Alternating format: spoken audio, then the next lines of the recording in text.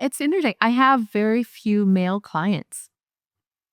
Ones that I do have, usually they're younger and they're moving and they're very busy with their career and they just need help unpacking and getting their lives organized. They're probably less likely to even be in the sphere where they know about this kind of work that we do.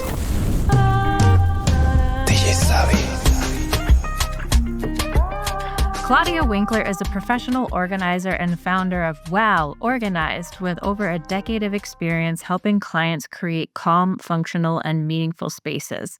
She specializes in guiding people through life transitions, whether due to divorce, the death of a spouse, empty nesting, illness, or many responsibilities of family life, helping them move from feeling overwhelmed to feeling empowered. Known for her warm, non judgmental approach, Claudia acts as a bridge between the life her clients had and the life they are becoming.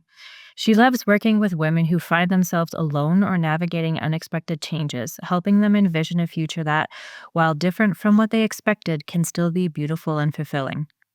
With practical solutions, thoughtful systems, and emotional support, she helps clients reclaim their homes and their lives, turning chaos into calm and creating spaces that support peace, clarity, and a sense of control. On the podcast, she shares insights on how organizing isn't just about decluttering, but about embracing transformation and thriving in the next chapter of life. Hi, Claudia. Thank you so much for Good being morning. here How are you, today. Samantha? I'm doing really well. How are you?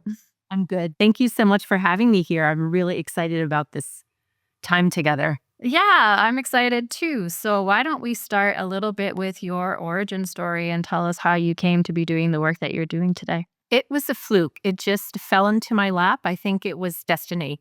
It all started when I basically quit my job to go back east to take care of my dad while he was on hospice and to help support my mom during that transition. And after he passed, I realized that we needed to set up systems for her to now take over, like paying the Hmm. bills and managing the taxes and taking care of the car and all that kind of stuff that he had taken care of that now was her responsibility, even though I was there to help her over time. But I realized really quickly that I couldn't just say, hey, this is what he did. Now this is how you're going to do it. Her mind Hmm. just worked completely differently. Hmm. And she was a little stubborn. She's like, I'm going to do it my own way. So we had to figure out a system that would work for her so that she could go forward with confidence and make sure that things were going to happen in time because I might not always be there. Hmm. And so that just started. And during that summer, I started helping people that needed help. So there was somebody that I had known who was combining households with somebody after her kids left and had grown up and graduated college. And she was planning to sell her house and then decided that her boyfriend was going to move in. They were going to stay in the house, but they needed to merge households. And she was just overwhelmed. She's like, I don't know how this is going to work. And Hmm. so I just started helping her. And little by little, we attacked room by room by room, all these different spaces. And she would look at a closet, for example, a pantry closet, L-shaped. And I would ask her a simple question like, do these shelves adjust? She's like, I don't know. So some people just have a different visual. They don't see that. They don't see the space because their expertise lies in a different area. Hmm. And so it was through her that I realized, oh my goodness, I can do this work. I can do it here. I can do it back home. I can do it virtually. I can do it on my time and still be able to spend time with my mom because I didn't know how much time I would have with her. And that was more important than getting a new job where I would get 2 weeks vacation. Hmm. And then I had another new client. This was even before I started the business, who said, I'm moving into a new house. Just got divorced. I have tweens. We all know what that means. Hmm. She started a new job and her house was smaller and her garage was just full of boxes, top to bottom, side to side, front to back. And she just was like, I don't even know where to begin. Hmm. So I said, well, do you want me to come help you? She said, oh, absolutely. And so we just started going box by box, and I was kind of there to support her and to help her and to help make those decisions and to ask these questions about these items, right? She had a collection of Hummels from her grandmother who loved them. Her grandmother loved them, but my friend, she was like, it's not my thing, but I Mhm. feel guilty because they were my grandmother's. And I, that they remind me of her. I said, well, do you need to keep the whole collection? Can you just pick one that's meaningful to you and your connection to her? And it was like these lights went off. And she's like, oh, I could do that. It was like I gave her permission to let go of something she really didn't want to have. And when you have things around your house that drag you down, that energy kind of seeps into every room. So I was like, let's get this house set up fresh right from the get go. She goes, that's great. I'll sell them. I'll use that money to do something for my kids. I'll keep one as a memento, but my house will be mine. And we went through each box. What goes to the X? What goes to donation? What do you want to keep in this new house? That's your new identity. That's your new life going forward. And just seeing her go from this face of overwhelm and sadness and grief and loss and unexpected turns of life to, wow, feeling like she had control and that she had a new path going forward. And just to see that transition was so fulfilling. And then I just started looking into organizing, and I found out that it was a real thing. There was a huge national association. People had been doing this for decades. It was supported. There was all kinds of resources for it. And I thought, this is great. I love it. I love what I do.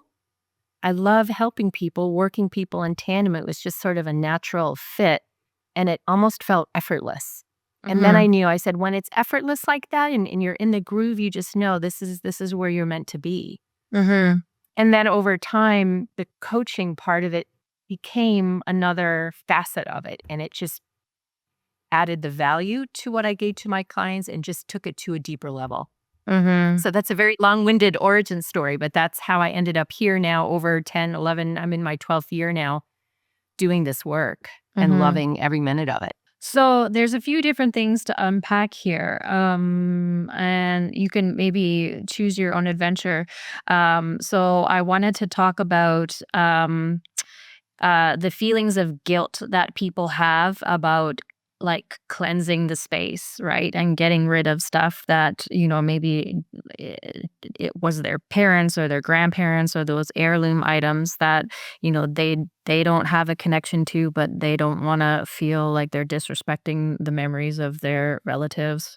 And also into like the coaching, like, how do you maybe we can talk about this in tandem. Like, how do you coach people through that when they're going through these transitions, right? So, something like that. And then another thing I wanted to talk about is like the feeling of going from a feeling of guilt to a feeling of control in their life. So maybe we can kind of work all of those things together. It's a Oh, big question. absolutely. And guilt is just one emotion. Mhm. And there are so many emotions that we attach to our stuff. Mhm.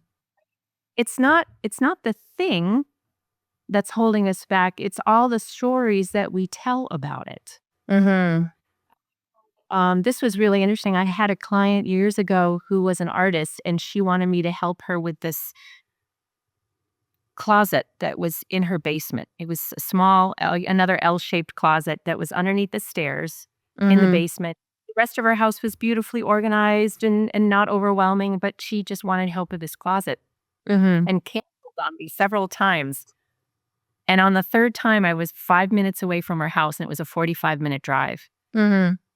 Feeling I'm like, "Oh, she's gonna cancel again," and she was in tears. She just got off the phone with her art coach, and she's like, "I don't feel well. I don't wanna get you sick. I don't think that we should have this appointment." And I said, "I'm literally around the corner from your house." I said, "Can we just talk for a moment, and we can sit in separate rooms, right? I don't think Mhm. I'll care if I don't think I'll catch anything from you." Mhm. And so I came into her house, and she sat on the living room couch while I sat on the stairs going upstairs, and we just talked. I actually listened for about 45 minutes. Mhm. Stuff that was coming up from her, and I realized that, and I said, "How are you feeling now?" She goes, "Oh, I feel a little bit better." It was the emotions behind the work Mhm. that the anticipation of the work that we were gonna do. Mhm. So I said, "Okay, you feel okay going downstairs and showing me the space?" "Yeah, I think I can do that." So we went downstairs and we opened it up, and of course, it was full, stuffed full of stuff. And she said, "Yeah, this is my pain point." And I said, "Would you be willing to talk to me about it? Like, can we pull some things out? And even if we don't get to it today, maybe we can pull it out and I can just see what's there and we can sort it. Are you feeling good about that?" And she says, "Okay, okay. Yeah, I think I can do that." So I started pulling stuff out and I said, "Put them in different categories. I don't just put it from one pile into another pile, and talk to me about these things as we pull them out." And the first thing were all these like stuffed animals and toys and things from her daughters who were now in college or out of college. So they were Mhm.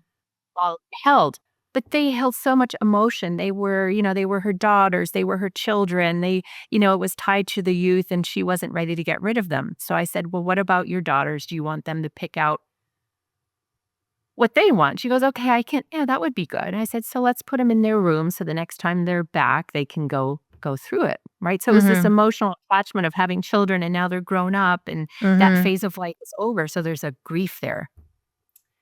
Then the next grouping of items was all this photography equipment that she had used during that phase of her art journey.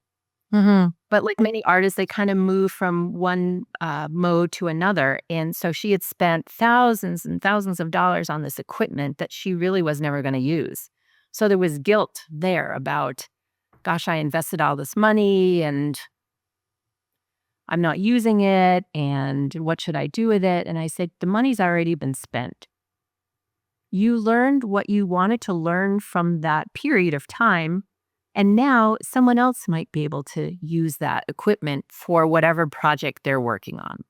So we Mhm. can find really good homes for that or sell it or do something. But sitting in the closet, gathering dust is not helping anyone. So there was that feeling of attachment from the money.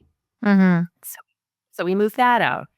Then there was a lot of artwork from her mom because her mom was also an artist. And we pulled out that. And again, there was a skill because it was all the stuff that her mom had made and kept, but she didn't necessarily need or want all of it, didn't have anywhere to put it. It's just like a parent who keeps all their kids' artwork. So maybe Mhm. pick quality over quantity. What Mhm. are the that you really, really love and that really connect you to your mom and your memory of her and her love of art, which helped you become an artist, right? So, Mhm. quality over quantity. You're not letting go of her, you're keeping the best parts. Mhm. And then maybe somebody else can enjoy that art because in Mhm. the closet, and it was just, and then the last part. So, we emptied everything out, and now around the corner was this portfolio that you would keep art in. It's a big, wide portfolio. And I Mhm. said, "Tell me about this." Well, this was the deepest, darkest piece in that closet that just kept her trapped and was literally making her sick. And she says, she opened it up and there were some 8.5 by 11 pieces of paper that just had words written on them. And I asked her, I said, tell me what the significance is of those. And she goes, my brother, who has mental illness, wanted her to put those up in her new studio. And she really didn't want to because she wanted that space to be hers. And those pieces that he had given her brought back a lot of trauma. Mhm. So I said, are you ready to let go of those because you don't want them in your studio? And she says, yeah, I am. I said, okay, great. Let's go throw them away.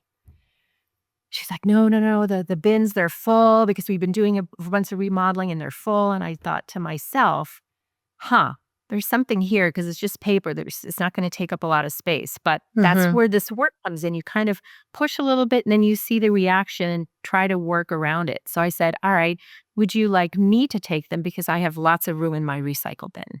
Mhm. And she was hesitant about that. So I'm thinking, what is it that she's telling me one thing, but the actions aren't matching? So I didn't want to push on that. So I'm thinking, what are we going to do with this? Because I think if we clear that out, then this will open up a whole lot of positive energy. So I Mhm. said, what about studio? Is there a place there where you can get rid of them? Her face just lit up. It was like, that's the magic thing. She didn't want to put them in her studio. So throwing them away outside her studio was what she needed.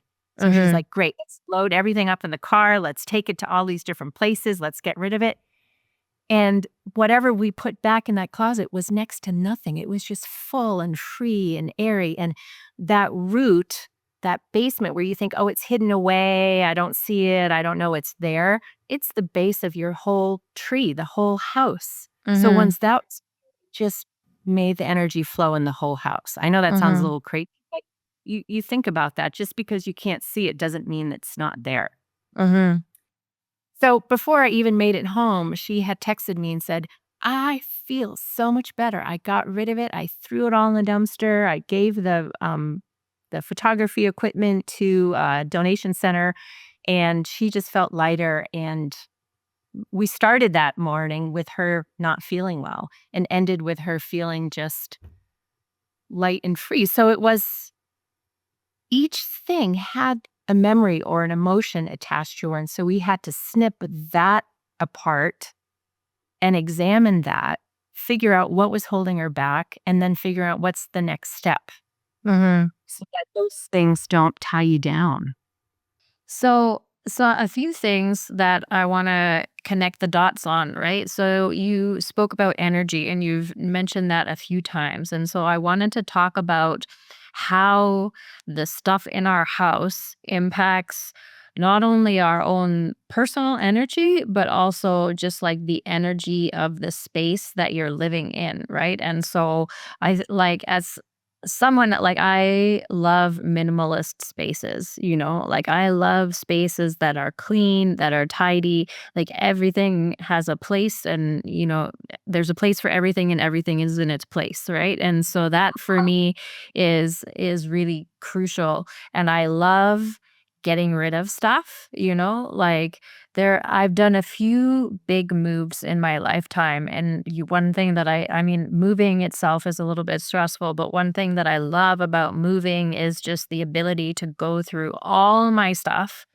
and look at it and then just get rid of a bunch of it. And so I wanted to talk about the energy behind that, right? When you're letting go of this stuff and the freedom that you get from it, from being it's like you're spiritually lighter or something, like, when you get rid of this stuff, and so I wanted to talk about that, but also in terms of so a few episodes before, I had, a Feng Shui expert on as well, and so I wanted to talk about that a little bit as well in terms of getting rid of this stuff, but also, like, how do you organize in terms of creating positive energy within the home when you're organizing?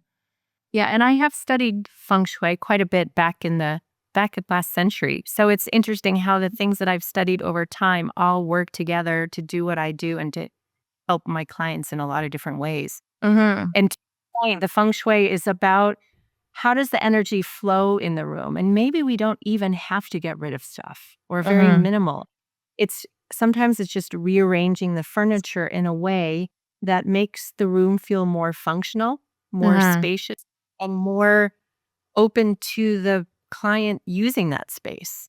I have several examples of that. I had one client and she was a real estate agent and she had a lot going on and her office was just like like a tornado had gone through it and the Yeah. desk was high and there were papers on the floor and it was just sort of very not a very conducive not a space that was conducive to doing the work.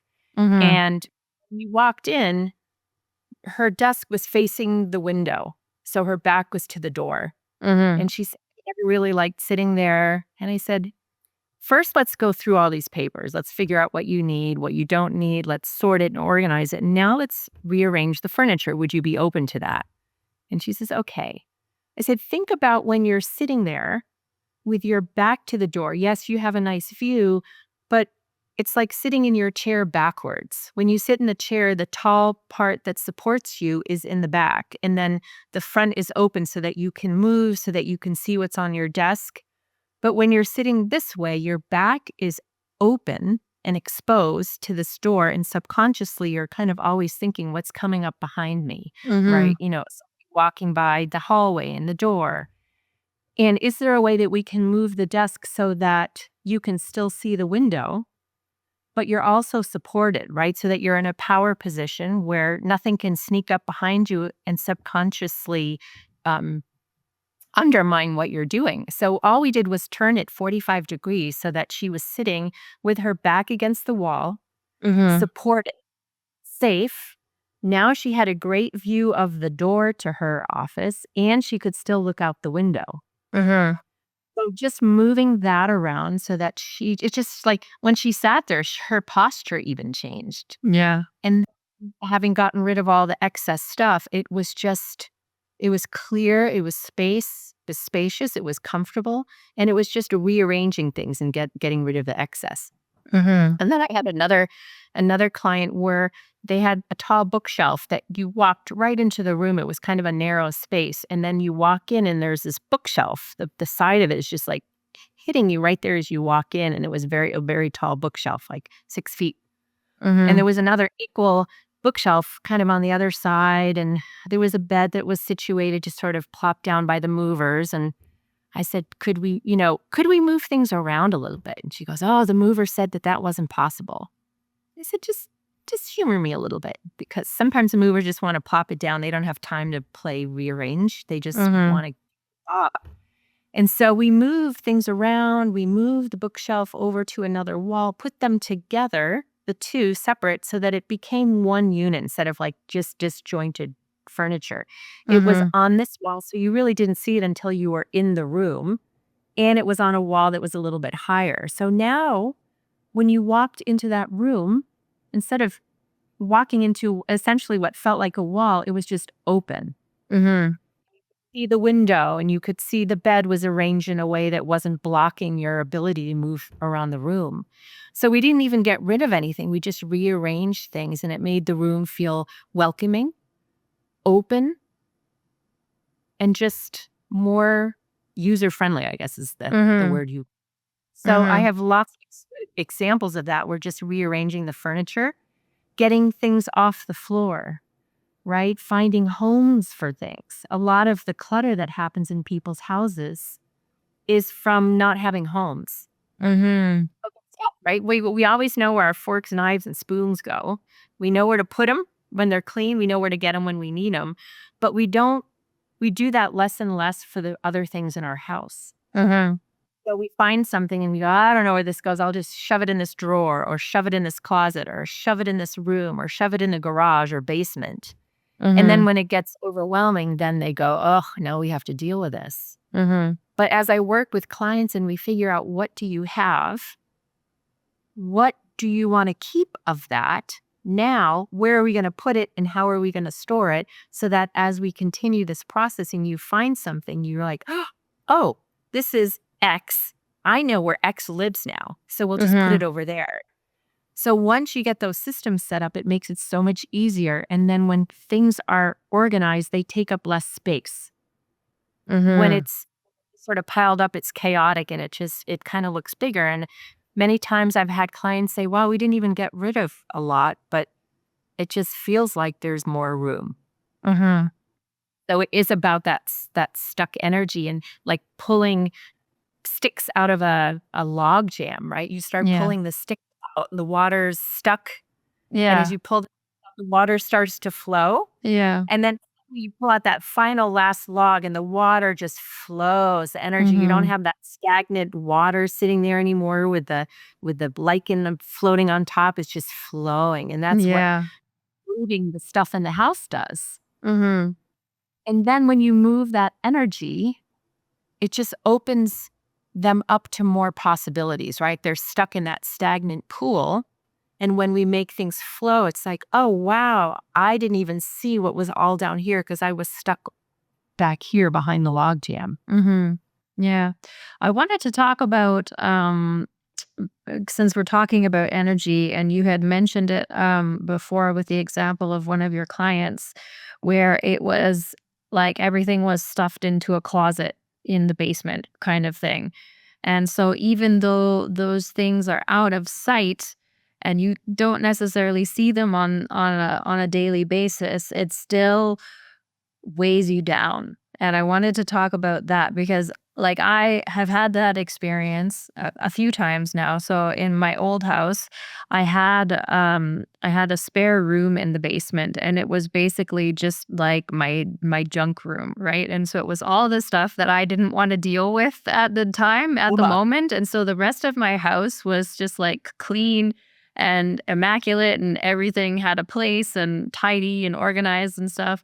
But then there was this like one room in the house where it was just like, I don't want to deal with this. And it just all went there. It was, and it was bad because it was under the stairs, but it was also in the room itself, you know? Uh-huh. And then I'm thinking of, there's an episode of Friends where Monica, like, Monica, and Oh, yeah. she's like super clean and organized and tidy and everything like that. But if you notice, like down the hall of the apartment, at the end of the hall, there's that door that never opens. And then what? Yeah, one day they open it, and it's just jam packed full of whatever. And I think the funny part is that she says, like, you can't go in there because it's organized, even though, like, it's clearly not organized. So I wanted to talk a Uh-huh. little bit about the psychology that you've experienced of having clients who have these, like, spaces in the basement where it's like you close the door and you feel like, okay, I don't have to deal with it anymore, but it does weigh on you. Yeah, it's amazing how that happens, right? Just Mhm. because it's spite doesn't mean it's out of mind. Mhm. You ignore it for a while, but it does, and maybe some people have a higher or lower tolerance of that, but eventually it does sneak up on them. Like my Well, client, artist client. so, yeah, when it's like you have storage spaces now, which is big industry, right? And so people are just like storing their junk in these places that aren't even in their home. But I think that even that will weigh people down energetically. I've worked in lots of storage units too, Mhm. and it's so heartbreaking because people are spending literally thousands and thousands and thousands of dollars storing stuff that has little to no value. Even if it Mhm. did at one point, right? I had a client who had spent, I can't even tell you how much money over decades transporting, moving his mother's furniture that was probably valuable and very name worthy back in the 70s, but now in the, 21st century had no value because nobody wanted it. It didn't mean anything that it was I don't even know the name of it, some designer name. It didn't mean anything if it's not Mhm. no value. There's a supply and demand. And I had 3 different appraisers look at the furniture. Antique dealers, appraisers, estate salespeople, the whole bit, just to prove to him that this it wasn't worth holding on to. And he ended Mhm. up having to pay someone to take those items away. And it was heartbreaking to see that because we assign a value to it, but that doesn't necessarily mean that value is reflective out into the real world. Or Mhm. people, like you said, "Oh my god, my house is filling up with stuff. I can't deal with it, so now I'll just stuff it in a storage unit." Mhm. And then the house might be open, but now you still keep filling up the house and you've spent thousands and thousands of dollars. And most and stuff ends up being thrown away. And Mhm. it's just um delaying. It's just like kicking the ball down the road and delaying decisions. And that's what clutter is. It's basically delayed decisions. Mhm. Yeah, because I wanted to talk to you about it. One thing that you said earlier that stuck out to me was that when you were talking about the woman with the Hummel uh, little figurines, and it said that you had given her permission. And so I want to talk about this concept of like why we feel like we can't let something go until somebody gives us that permission to let it go. Like, is it And again, and kind of going back to those feelings of guilt, like, why do we feel guilty about letting these things go when they're really not serving us? Yeah. It almost feels like because I'm guilty of this too, that we feel like it's being disrespectful of that person, like, especially when it comes to gifts. I Mhm. have all these things that were given to them by friends or family members or what have you, Mhm. and they don't like them, but they feel like they should keep them because someone gave it to them. And Mhm. I said, "Look, everything that anyone ever gave you in your lifetime, your house, you would need a bigger house. Like, that's not realistic.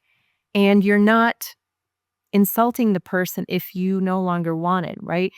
The gift was that they thought of you and gave you this thing with no strings attached, right? Ideally, a gift should have no strings attached. And you Mhm. say, thinking of me, I really appreciate that gesture of thoughtfulness, but you don't have Mhm. to keep thing to keep that energy of gratitude and thankfulness of this exchange between two people that care about each other.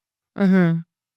And it may not work, right? If someone is a gift giver and their love language is giving things, but the person they're giving it to is about experience, it's not going to resonate with them. Mhm. So it is about giving permission and not, people are people pleasers. They don't want to be bad or perceived as bad, and giving something away that was given to them, they feel guilty, like, "Oh, I should keep it." And I'm like, Mhm. "But you like it. It doesn't match your house. You can appreciate the gift, but you can let it go." Right? And Mhm. sometimes other times they're just like, "Nope, can't do it." So, you have to meet people where they're ready. And maybe they let go of some of the things the first time, and then the harder things we deal with later. But Mhm. it's guilt, it's grief, it's overwhelm. It's all about those emotions and giving people that permission and holding that space. And if you have a little, almost like that little ceremony of, saying thank you to that person for this thing. Mhm. I appreciate that. I hold on to that with my heart, but I am ready to let go of that thing. Mhm. You still have that connection. You don't have to have the thing to remind you of that. Mhm. And it's not, and if that person knew that it was weighing you down, that's not what they want you to feel. They want you to feel like, "Oh, wow, I gave you this thing, but if it's weighing you down, then get rid of it. I just wanted you to know I was thinking about you, and here it is, but no obligation to keep it." Do you ever Right? So find though, and I mean, maybe this isn't exactly on topic, but do you ever find that there are instances where people give you a gift and then they get offended if you don't like it? Like, cause that's a thing. well, maybe you don't go in their face and say, "Oh, this is lovely. I don't want this." You say, Yeah, yeah. thoughtfulness, and then once they leave, then you can do it. I mean, Yeah. I'm not throw it back in their face and say, "Ugh." No, no, that's not what I'm talking about either. But I guess I'm talking about more so like if someone buys you, let's say, a sweater, and then you never wear the sweater, and then because you've gotten rid of it, and then how do you deal with that when they come to you and they say, "Oh, why don't you ever wear that sweater that I got you?" And that creates like some awkwardness. That's where the string is attached, right? Mhm. That the giver is giving you a gift with strings attached. Mhm. Asking you like, "Well, why aren't you wearing it? Why isn't that art piece on the wall?" They're attached. The giver is attached to this thing, right? Mhm. Once you give something to someone, what they do with it is it's not yours anymore to decide. Mhm. It's up to the giver, right? That string is broken. But if there's Mhm. still a string, that's where we feel that guilt. I had a client and she had this artwork that she absolutely hated, but she kept it. And every time her mother in law came over, they'd hang it in the bedroom. And she's like, "This is crazy. Like, I hate this artwork. It's not conducive to like starting a family, but Mhm. we keep it and we put it up there because this woman's energy is so powerful because she's the woman, the mother-in-law was so attached to the thing." Oh, So interesting. I get that. And I'm like, all right, sometimes, they're not ready or they're not willing to do that, but that's where the strings are attached to the Mhm. gift. Mhm.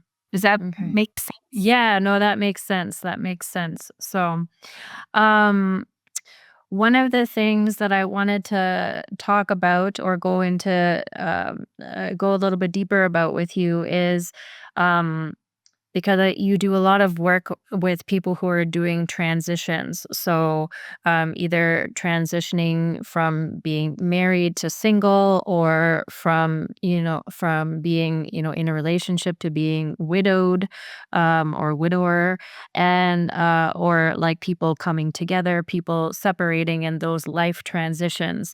And so, I think this is an area that a lot of people don't necessarily think about a lot, the stress and the impact of these kinds of life transitions, and how how organizing your home affects the space. Or earlier you had spoken about just like for people who lost their spouse, all of a sudden it's like, well, how did they pay the bills? How did they do this? How did they do that? And so I wanted to talk a little bit about those kinds of transitions, because there's always a lot of emotional kind of turmoil that happens during those transition periods as well. And so those can be a little bit harder to navigate.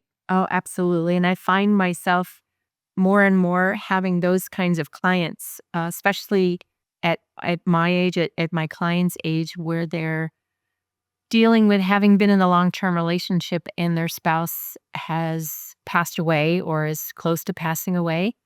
And there's now suddenly this life that they thought they were going to have with this person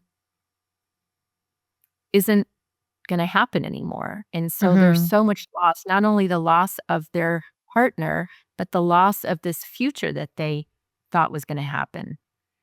And overwhelmed on top of that with all the stuff that comes when somebody passes. Sometimes there's family that helps, but often there's not. And the role that I come in is to help organize those things that need to happen, right? Because you're so overwhelmed. There's so many things you have to keep track of. How do we keep track of all these things and who you've talked to and what do you have to do? But also start working with the space, helping support them, right? Because think about a relationship.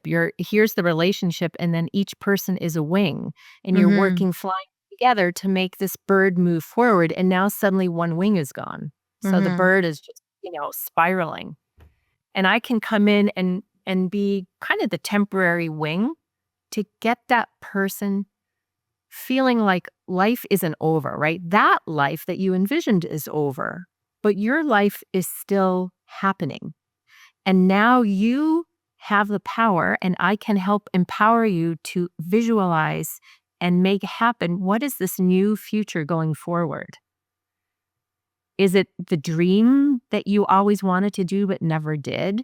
Is it something you've never thought of doing, but now you're excited to try? And to see my clients go from just overwhelming grief and loss and sadness and guilt, maybe because they were angry at the person for getting sick and then feeling guilty about that. Like there's so many emotions, to then over months and years, because I'll work with them over time, over phases, to see them sort of blossom, to see them thrive, to see them now with a sense of hope and excitement and empowerment moving forward. And giving them again permission to go forward and do those things that maybe they never allow themselves to have, because in a partnership you make sacrifices, you compromise, and some people compromise more than the other. Mhm. And see that like to see that happen now, and Mhm. where they realize, oh my gosh, I've always wanted to live in Paris. And I had a great life, but we did all these exciting things. We lived on a sailboat, and we traveled around the Southwest US, and we camped and we hiked and we did photography. But I always wanted to live in Paris, but my husband didn't want to. And so now she can be excited about something. Mhm. That kind of helps temper the grief, or, just feel like, oh, now I get to do these things Mhm. that I Ye that I chose not to do. Mhm. Right? Because I was happy with doing these things and, Mhm. fine. and to see that excitement. Do you find that there is a difference between helping men versus helping women when they're in those situations of losing a spouse, for example, or separating from a relationship, which is slightly different, but It's interesting. I have very few male clients. mhm, Ones that I do have, usually they're younger and they're moving and they're very busy with their career and they just need help unpacking and getting their lives organized. mhm, They're probably less likely to even be in the sphere where they know about this kind of work that we do. mhm, So I really can't speak to that because most of my clients have been women. I get referrals from other women who have gone through that, and so they spread the word. Or if I work for a family or for couples, it's generally the woman mhm, who are involved in working with me to organize the house. mhm. Why do you think that Yeah. is? I don't know. As I was saying that, I was kind of thinking in my mind, why is that? Maybe because women generally are the home makers, the home Yeah. take home care people. Yeah, well, my immediate thought actually when and maybe this is like reverse sexism or something, I don't know, but maybe I need to be careful with what I'm saying I, here, but my immediate thought is, like helping younger men organize their homes, right? Is what you said. And to me, that kind of sounds like the kind of thing that a mom would help to do or that like a girlfriend would help to do. And so I wonder if it's because these guys are so focused on their careers that, and they just don't have the capacity to do it themselves. But they also don't necessarily have, like, maybe their mom lives far away or whatever, or they don't have a girlfriend who can help them like figure these things out. And so I'm wondering if that's part of the reason why, specifically younger men who are career oriented would go towards these kinds of services. I don't know. That would be like, how would that translate to the women asking me, right? They I should think know. for women, it's because they're overwhelmed. Overwhelmed. And so, like, we all have a finite capacity of being able to deal with this. And one thing that I think in general is that women take the burden of like the emotional labor of a household more so than men. And so then when all of that burden gets placed on them for everybody in the household, it becomes a little bit more overwhelming. And that's when they need someone to come in for help. Yeah, the reasons why people invite me to help them is so unique and so different to each person. hmm But I And so also I think go ahead. also though, sorry, I think also there is something to like maybe women are just more um like more willing to ask for help or like I think there are more women who like go to therapy. I think there are more women who like are a little bit more spiritual, so maybe they're more in tune with their own energy. And when we were talking about the energy of the house and flow, like maybe they're more open to those kinds of things than men sometimes.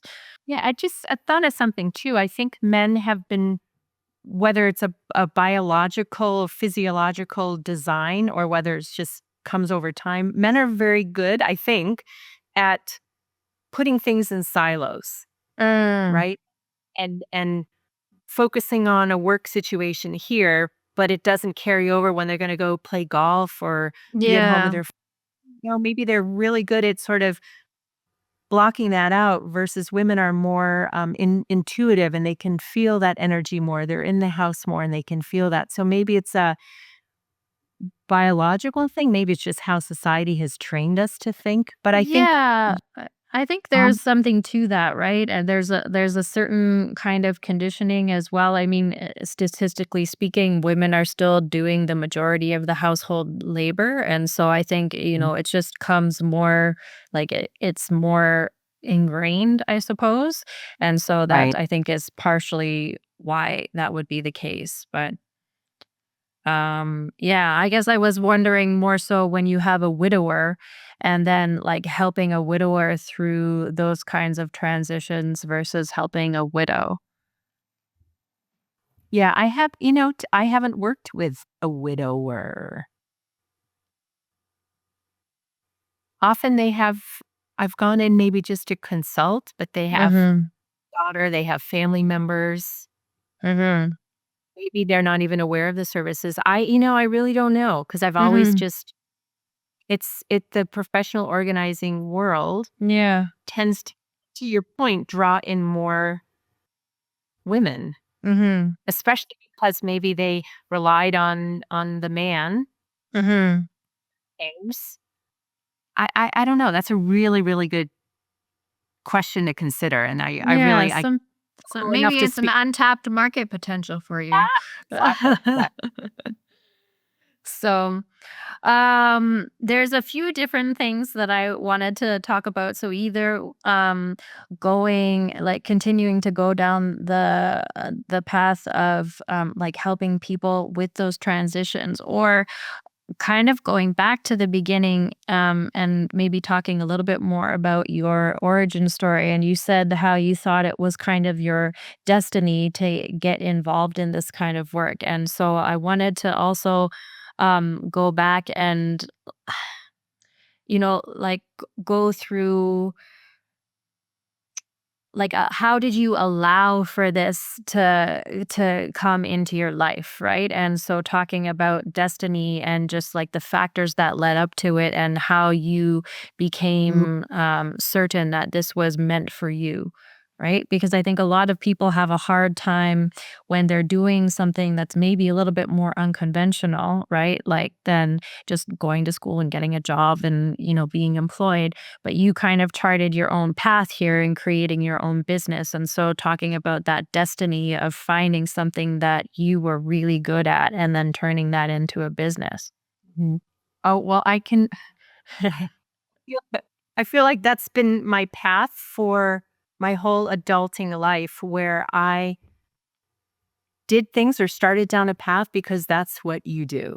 Mhm. And I was always a big feeler and listening to myself and how something or a situation made me feel, if it made me feel restrictive, if it Mhm. made me feel like, "Ugh, this is it, this is my life," or something that I did that just lit me up, that just made me feel expansive and excited and joyful, and someone wouldn't even have to pay, like, I would do it for free because I love it so much, right? And so Mhm. listening to how something makes you feel and using that to direct you, and that's a really scary thing to do, to stay in something uncomfortable, but it's known, versus taking that leap and saying, "Well, let's try it. If it sucks, then we just go back to this," right? Like, Mhm. how bad is it gonna be? Maybe it's Mhm. gonna be horrible, and you realize, well, maybe wasn't wrong, or I was wrong, but at least you tried it. But Mhm. more ever I've tried it and done that leap, it sort of brought me up to the next level. And then Mhm. after, for whatever reason, then that becomes stagnant. And then I make the leap to the next thing. And it just kept going and brought me here. So I was in corporate world for, I don't know, 4 or 5 years after college. And it just was kind of soul sucking. Mm. And I said, "I can't believe this is the rest of my life." Like, I looked around the people that I worked with, and they were all so unhappy and so miserable, and the thought of a lifetime of that just sucked all the joy out of my life. And so Mhm. that's when I moved out to Colorado from Connecticut, and it was just like my whole world opened up, right? The big Mhm. sky, the outdoors, and the nature, and I met so many incredible people that I would never have met before. And then I was getting my master's degree. I was getting my MBA. And I got out of that, and everybody jumps in the corporate world. Like, I have my job 2 weeks out of graduation and I'm making money hand over fist. And I end up taking a job in the nonprofit world, taking a pay cut. Like, Mhm. what's that all about? But I did that for the first nonprofit for 15 years. It was supposed to be Mhm. a position, and it turned into 15 years. I loved every minute of it. Like, working with people who believed in the mission, giving something back, making a Mhm. positive impact on the state. That to me, I would get paid once a month, or I mean, sorry, like, yeah, it was once a month, and I go, "Oh, I'm getting paid already." And at the corporate job, I'd say, oh, 15 minutes went by. I just made X number of dollars, Mhm. right? Like, my life was into these 15-minute increments to now doing something that I absolutely loved. Mhm. And then, from there, after, I did that for then 20 years. I worked for another nonprofit. And you kind of, you hit that limit where you just go, it doesn't, that feeling changes. And you have to see, well, what about that feeling has changed? Then make another leap. So I left that world to go into landscape design, something completely different, right? Instead of Mhm. thinking, I was being creative and I wanted to do that. And I realized that was not a good fit. And then my dad passing it was so sad and it was so hard. But had that not happened, I never would have had the opportunity to explore the organizing world. Mhm. So that was his gift to me. He thought I quit my job and was starting all over again when he passed. But meanwhile, then this whole opportunity arose. Mhm. And I wasn't willing to just go back to this job that I didn't like or getting a new job with 2 weeks vacation. I had to say, well, what's really important to me? Mhm. And it was being able to spend time with my mom. She had 3 more years after that and doing something that really I loved, right? Mhm. If you're spending the majority of your waking days working, and you don't love what you do, that energy is gonna seep into every other part of your life. Mhm. And when you are joyful in what you do and you feel like you're contributing and giving back, that's the energy that ripples out. So it's a choice of what energy do you want around you and what energy do you want to ripple outside of you. Mhm.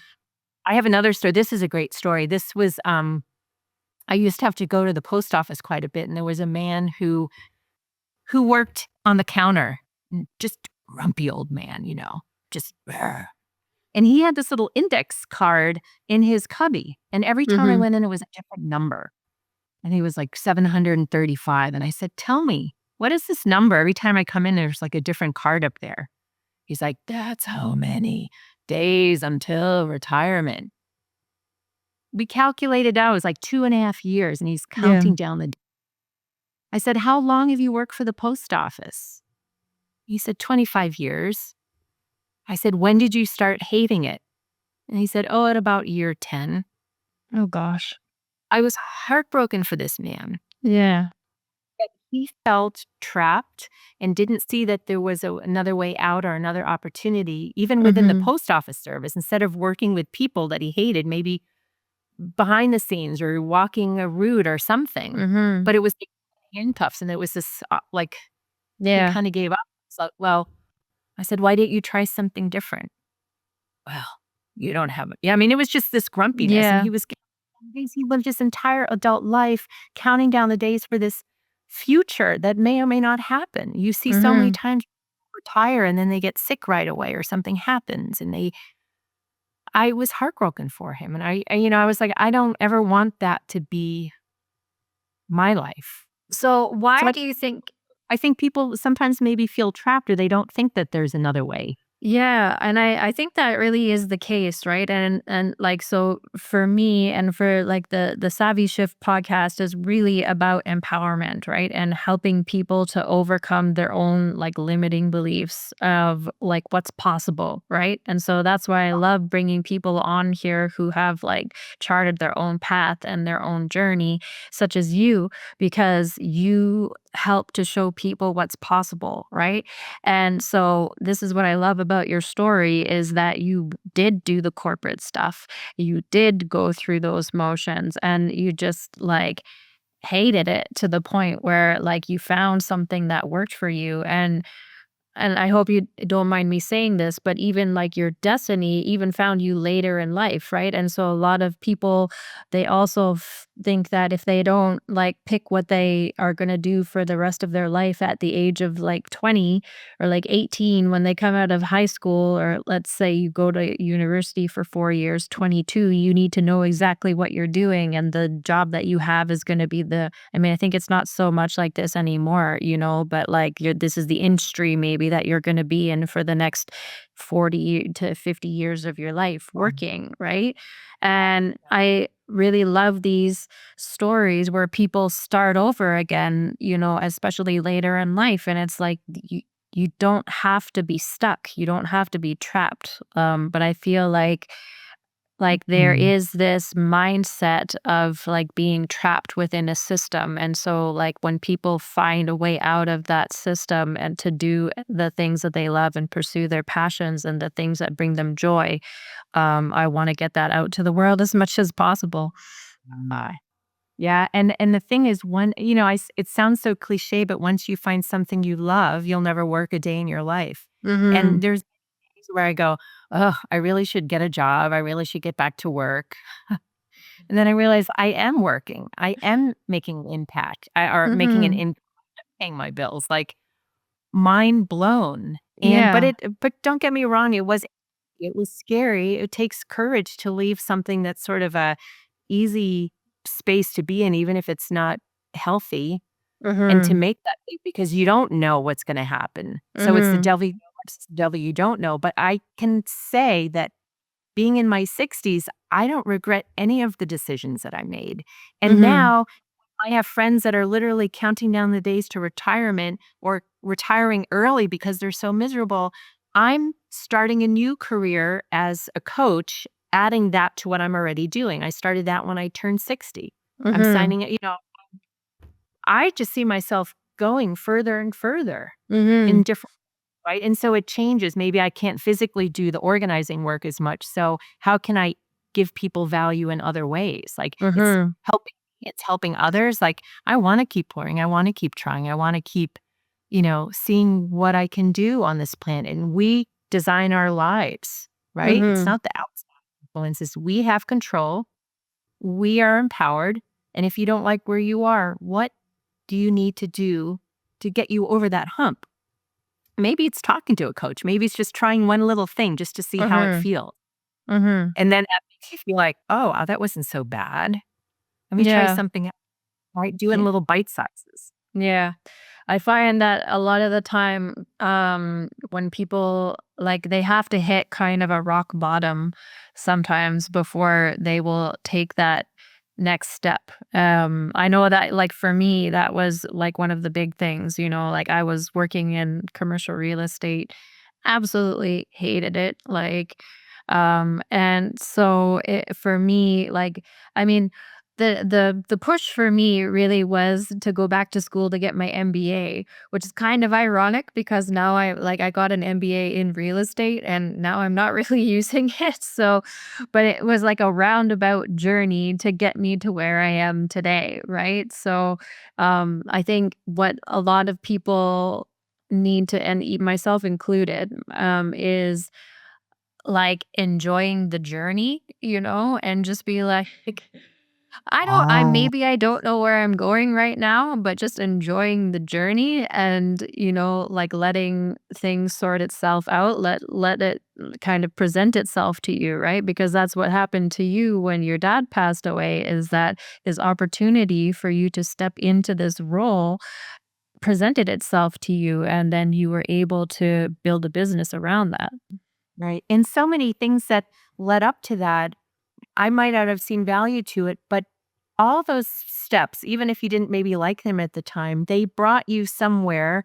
They gave you a skill. They exposed you to new people, new ideas, and they all build on themselves. And now I can look back and say, oh my God, I did event planning. Like that's organizing details and projects, or Mhm. I did work with teams and collaborations, or I knew what I didn't want to do. You Mhm. know, nothing was no regrets, right? It all was supposed to happen now that I can look back on it. I Mhm. think regret comes when we know it's not right and we stay there Yeah. and we miss the what if moments or those what if opportunities. Yeah, like that's I think what they say, right? Like you never you never it's always the things that you didn't do that you regret the most.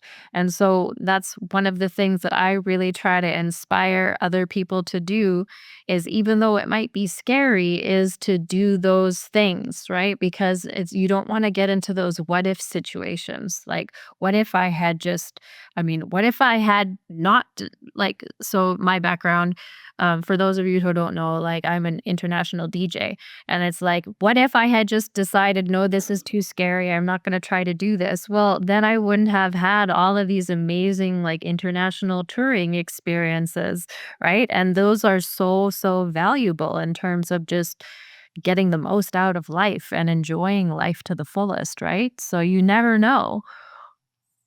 Exactly. And to your point about scary, right? It's scary or it's excitement, but it's about the same thing. It's Mm anticipating something that we don't know, a future event. So if it's scary, then we're putting a negative result hmm. Mm. on a future expectation. If we're excited, we're putting a positive emotion on a future thing.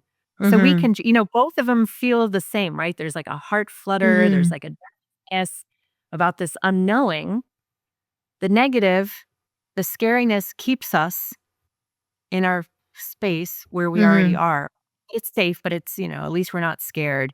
But excitement means that's the energy that'll push us into that. And Mhm. those all those unknowns, like, to your point, what an exciting story. Imagine if you had just stayed, you might have had a great life, but you would have missed out on all these other opportunities. My Mhm. coaching practice, I've met people from literally all over the world.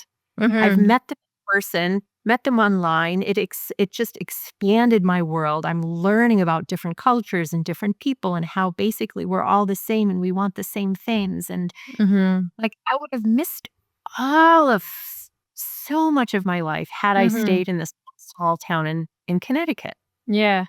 Well, even to your point, like even the way that we met, is through a community, right? And so just like joining and becoming part of a community allows you to meet, especially when they're like online, kind of educational communities as how we met, like it really just you meet so many amazing people from all over the world. And the thing that I'm continually fascinated about by all the people that I'm meeting, especially when going to the in-person events, is just like how many different walks of life there are and how many different ways there are to live a life, because we get into this mindset where it's like there's only one thing that you need. And especially I think for, well, I mean, maybe for men too. I'm not a man, so I can't speak to that experience. But for women, it's very much like go to school, get good grades, like so that you can get into a good university and then, meet a good man, get married, have babies, get the corporate job, and then like grow the ladder and then also like the motherhood aspect of it, right? And so it's just like this very set role that it's like you have to do all of these things. And it's like actually there are so many different ways to live a life that, I can be perfectly happy. And again, I think for women, it's this narrative that we can't be happy without a man in our life. Like we can't be happy being single, and we can't be happy unless we have a man and children. And it's just like I am living such a fulfilling life because I'm having these experiences and going on these adventures, And so I think it's just like opening your mind up to the possibilities of what's out there is just something that I want to encourage more people to do. Yeah. It's to your point, it's like telling everybody you need to wear a size 8.5 shoe. It Yes. doesn't matter if your foot is tiny and it's gonna slide around or too big and it's gonna be forced into it. There's different shoes for different feet, different Yeah. lives for people. Well, it's not even about the size of the shoe, it's also about the style of the shoe. Like, some people wanna wear flip-flops, and some people wanna wear Crocs, and some people wanna wear loafers, and other people wanna wear stilettos, like Exactly. Exactly, right? You say that one path is the only way for everybody. I remember my mom saying, when I was struggling with dating and all this, and she'd say, "I just want you to meet someone. I just want you to be happy," as if I could only be happy if someone was in my life, right? Like that I Yeah. needed that external thing, that I couldn't find that happiness within Mhm. myself. And I kept saying, well, what if I'm with someone, but I'm miserable? Like, how Yeah. is that? I'd rather be happy in myself and then bring that person into my life, where then we can make that happiness multiply and be bigger. But to put Yes. that power to someone else that doesn't even know me and what my soul wants, Mhm. that resonated with me. Yeah, and I think, like, that's a big one. That's a big one. My parents say that to me too, like, "I just want you to be happy, and, like, I just want you to find a good man." And I was like, "But why do I need a good man to be happy? Like, I don't, you know? Like, I'm very happy doing the work that I'm doing. I'm very happy on this journey that I'm going through. Like, there are challenges and there are struggles. That's not to say that you're never gonna have struggles, you know, just because you're pursuing your passion. I think you had mentioned this before.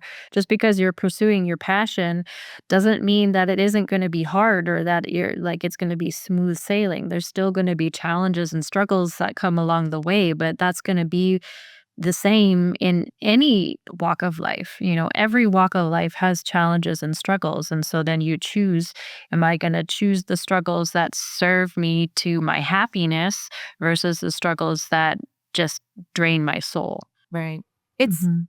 I mean, there's a reason why cliches exist, and one of them Mhm. is go with the flow, right? Imagine you're on a river and you're swimming upstream and there's like a big bowl. Like, think of the salmon and how hard it is for them to go opposite, Yeah. right? Yeah.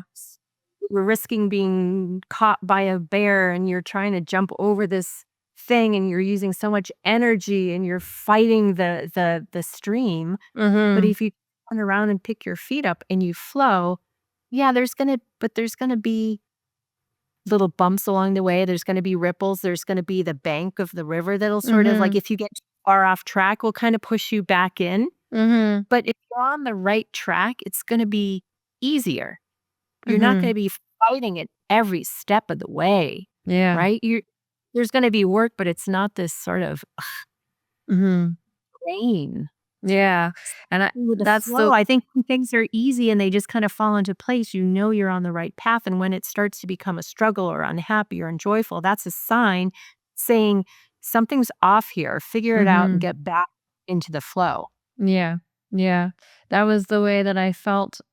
Maybe you felt this way too, but when Mm, I was working in corporate real estate, and it's just like every day I would go to work and I just felt like just putting my head on the desk and just like, because it was just this sense of dread, you know, and the stuckness and like, I can't get out, you know, and this. oh, but Yeah. like you know, like your soul knows there's more to life. There's more Yes. we're meant to be, and not in a selfish way, but Mhm. like your soul's knowing Mhm. Yeah. something more. There's There's something more. You're something more, there's something greater, there's, you know, more to life than just getting up, going to work, and then coming home and sleeping and doing it all over again. Like, that can't be the purpose. right. Yeah. Yeah. So thank you so much for this has been a great conversation, right? And Yeah. that's part of is like giving people that a possibility, right? Like, oh, Mhm. maybe I can do this, or yeah, this can happen for me too.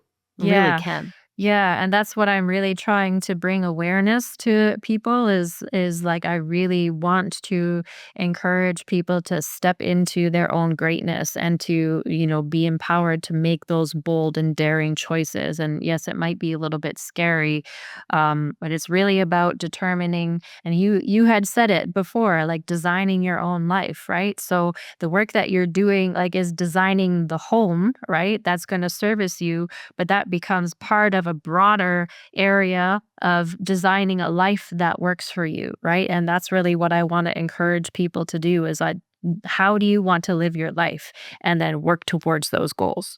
Right. Being creators, being a co-creator of your Mhm. life, right? Yes. Having children is creation, Mhm. but there's other ways that we can create, right? Mhm. Artists are creators or creating our own life. So there's a lot of different ways that we can create and Mhm. make all things happen, not just childbirth. I Yeah. mean, I'm sad that I didn't have that experience, but it is what it is.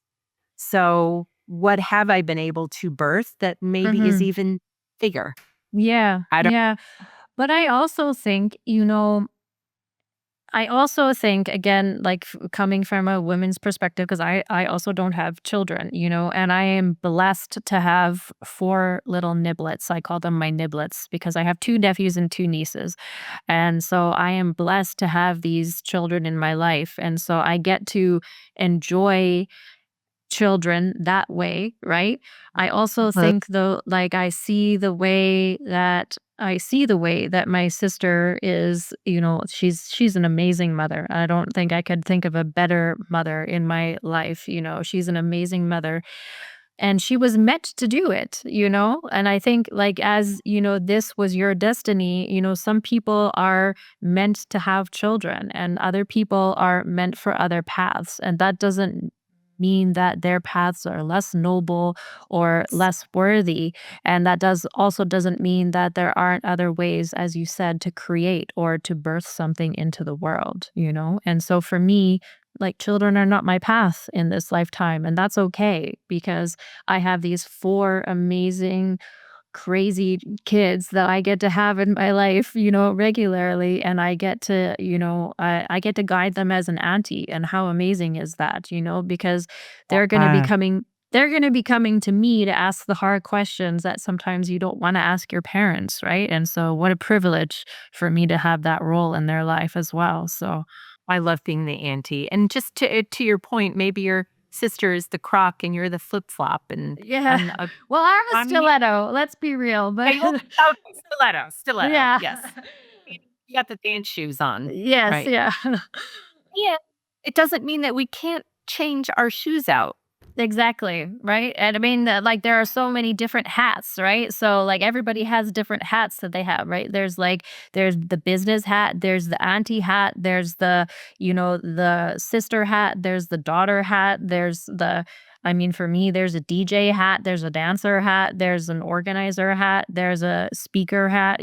There's so many different characters that we play within our lives, right? And so I think, being a mother is only one hat out of a million different hats that we can wear.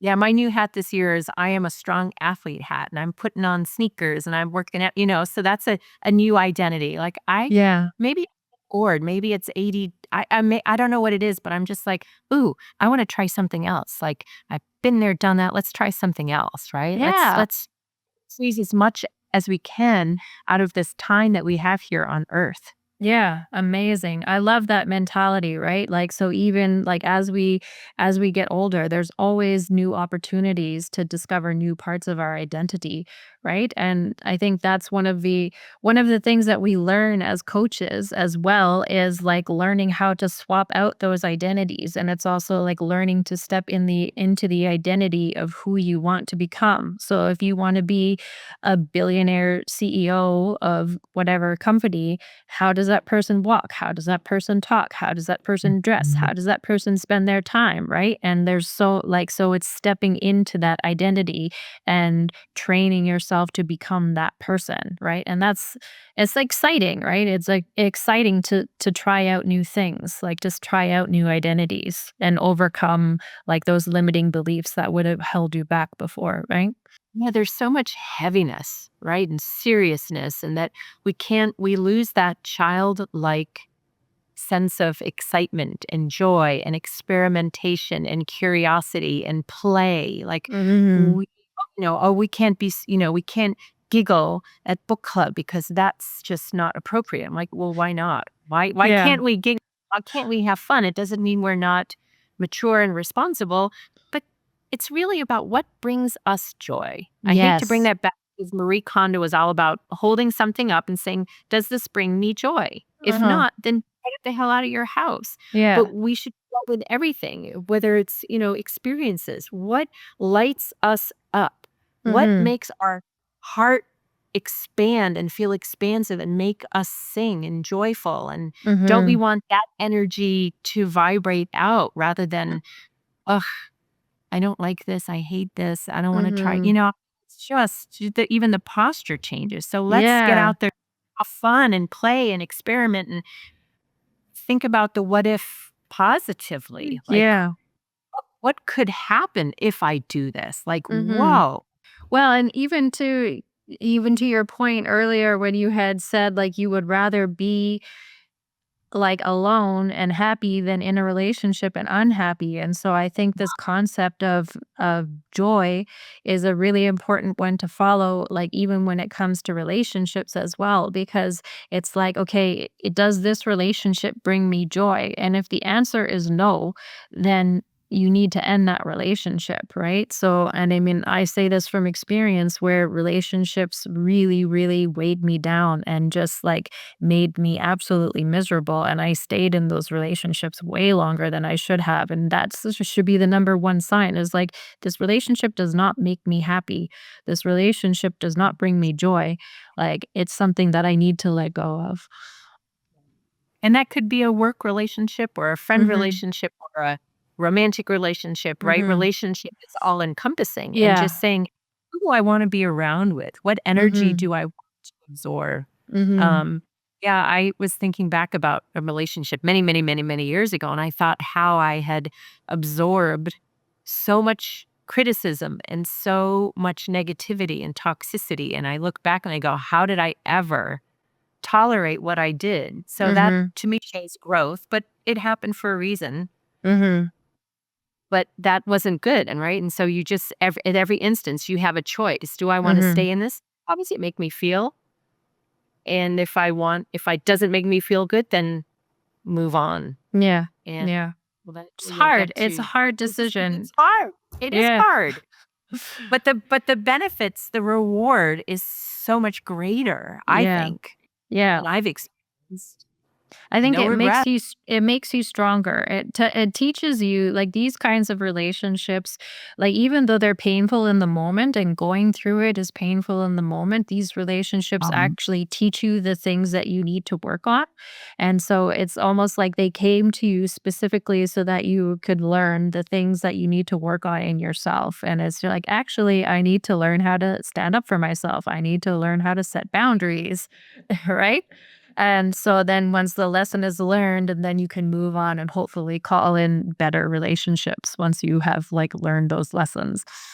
and it works in the business too. I'd always Mhm. worked for someone. I was always at the mercy of someone else telling me what raise I was gonna get, what jobs I was gonna do, it was always under the control of somebody else. And Yeah. working for myself, suddenly it was like, oh, if I fail, it's on me. But if I succeed, it's on me. Yeah. And I had to learn a lot about standing up for myself in the beginning with clients and just my worth and my money and Mhm. it was really interesting exploration, and I feel Mhm. like I so much from that, and seeing my self-worth and standing up for boundaries and knowing what I wanted and who I wanted to work with. I mean, it was hard, but oh my gosh, there was so much power that came out of it. Mhm. That's an And amazing being able journey. to teach that power to people too. I mean, Mhm. it's Yeah. all been it's the whole ride has been fun, right? Yeah. Even the not so fun parts were all part of the puzzle. Yeah, and it takes a while. It takes a while till you can get to that point where you can be grateful for the not so fun parts, and you're like, "Okay," like, but once you get to that point and then I think everything really opens up.